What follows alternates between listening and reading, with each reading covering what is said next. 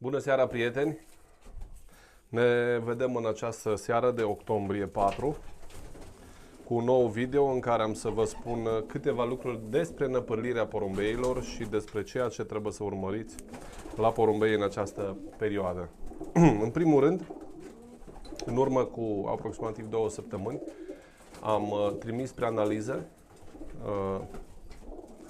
găinați de la porumbei și totodată am luat cu un tampon din gușa porumbeilor pentru a vedea starea lor de sănătate.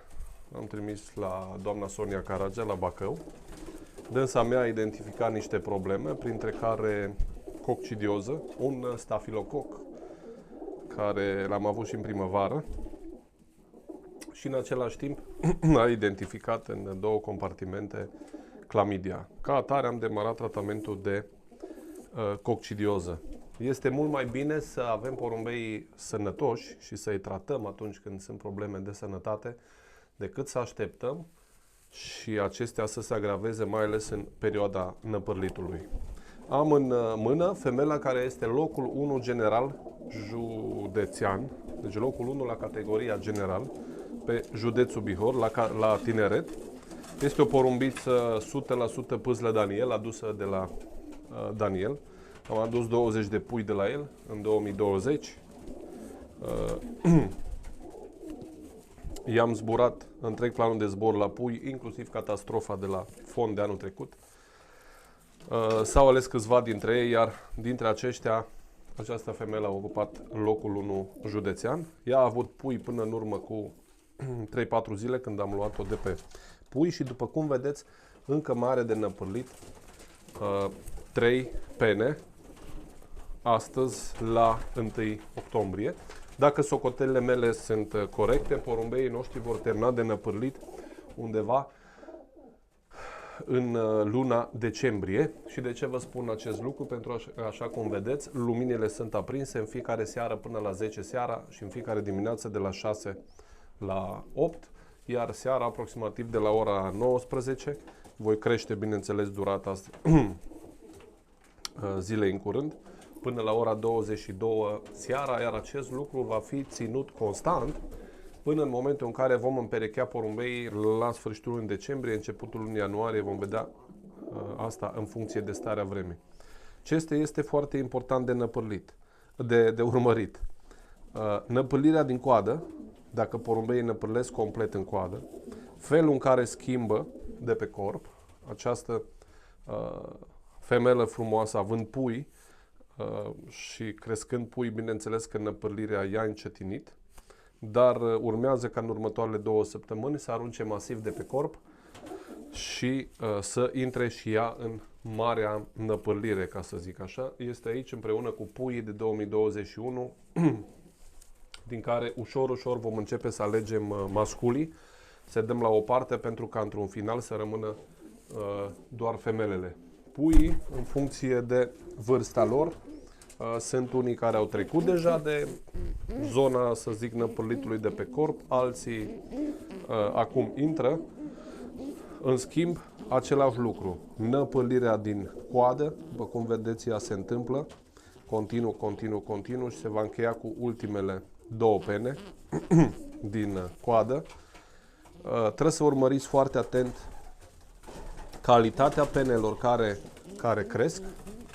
Da? Puteți uita în lumină pentru a vedea densitatea fibrei și mereu și mereu luăm porumbei în mână, pentru că orice defect în această perioadă sugerează o problemă internă a porumbelului și este de discutat dacă păstrăm sau nu acel porumbel anul viitor în compartimentul de zbor. Totodată supraveghem zona oculară. E o perioadă în care încă apar inflamațiile ochilor și totodată zona gâtului. Porumbeii noștri primesc 3 zile pe săptămână un supliment alimentare pe boabe Aminofort în apă, Protein Plus, Biotics și în a treia zi detox cu Moractiv pentru detoxifiere, iar 4 zile sunt lăsate pentru asimilarea substanțelor pe care porumbeii le-au primit. Deci 3 zile în apă și pe mâncare, exact în ordinea asta, Protein Plus cu Healthy Oil sau cu kefir, Biotics cu kefir și detox cu Moractiv. În același timp, hai. Unii sunt mai sperioși, unii mai puțin sperioși. Anul acesta am mai făcut un experiment și avem aici câteva femele, le-am selectat cu grijă să fie doar femelele, din seria a treia reprodusă. Sunt porumbei care au fost ținuți separat, dar am beneficiat de antrenamentele pe care le-am făcut cu porumbei de zbor, cu puii de zbor, și astfel că au 4 sau 5 antrenamente de 100 de kilometri. La un moment dat i-am angajat direct, împreună cu fraților mai mari, la un antrenament la Polgar, 100 de kilometri. Am angajat 22, s-au întors 19 și după 4 sau 5 etape de 100 de kilometri, între care unul cu asociația, am rămas cu 18 bucăți, dintre care am selectat femelele și le-am băgat aici. Vedeți, această femeluță este exact pe stilul meu, e stilul de porumbel căruia nu îl place să-l ții în mână. Deci face orice ca să scape.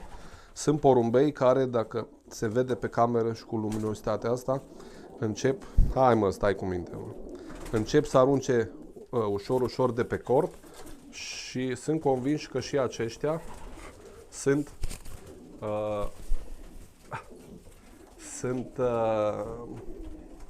vor năprăli complet până luna decembrie și vor fi apți pentru zboruri anul viitor. Acum, cu aceste 5 antrenamente de 100 de km, planul este să zbor aceste câteva femeluțe, câte sunt. Hai, du-te. Să le zbor până... Aici mai avem una. Da? Se văd porumbei tinerei, foarte energici. Aici mai sunt încă 2, 4, 6 pene de schimbat. Iar anul viitor vor fi jucate doar etapele de viteză demifond până în 370 de kilometri. Este un experiment și pentru mine, pentru a vedea de ce sunt capabili acești porumbei la vârsta de 2 ani de zile. Cândva țineam tardivi, dar erau tardivi care nu-i zburam în anul nașterii. Acum, cu 5 antrenamente de 100 de km, putem spune că i-am zburat un pic și vom vedea ce efect au. Hai, răilor! Vă mai prezint un singur porumbel. Mi-a atras atenția. Vedeți zona de năpârlire a gâtului. Deci asta înseamnă o năpârlire normală. Uitați-vă la coadă, da? Penele noi care cresc. Trebuie să le urmăriți mereu și mereu. Vă uitați în aripă, la penele din aripă și la cel mai mic defect, porumbelul nu prea are ce căuta în compartimentul zburătorilor. Este dovada faptului că intern, în zona metabolismului, în zona ficatului, există o problemă. Și eu n-am prea avut cazuri de porumbei care să performeze. Anul trecut, de exemplu, am avut un porumbel cu trofeu județean, în 2019, la un an. În schimb, când a năpârlit, aici, în zona remingelor secundare, a ieșit câte o pană întoarsă și pe o parte și pe cealaltă. Am zis că este păcat ca un porumbel atât de vârf, o femelă deosebită, dintr-un cuplu de la Istudor, Cătălin din Prahova. Am de la el un mascul deosebit, un super reproducător. Era o femelă cu locul 2 pe concurs, cu locul 3, oricum o femelă care a fost pe podiumul județean. Un frate de-al ei, la un an de zile în acest an, Andrei Bondar, a avut 2 puncte jumate din 2 fonduri. L-a făcut și pe al treilea, dar cu puncte mai mari. Și am păstrat-o. În schimb, la primele etape, cred că la prima etapă de 370 de kilometri s-a pierdut. Nu are niciun sens. Ceva se întâmplă la motor, ca să zic așa. Dragii mei, fiți atenți în această perioadă, fiți atenți cum vă năpârlesc porumbeii și nu-i grăbiți foarte tare, pentru că porumbeii care schimbă repede încep și năpârlitul foarte repede. Asta e un pont. O seară bună tuturor!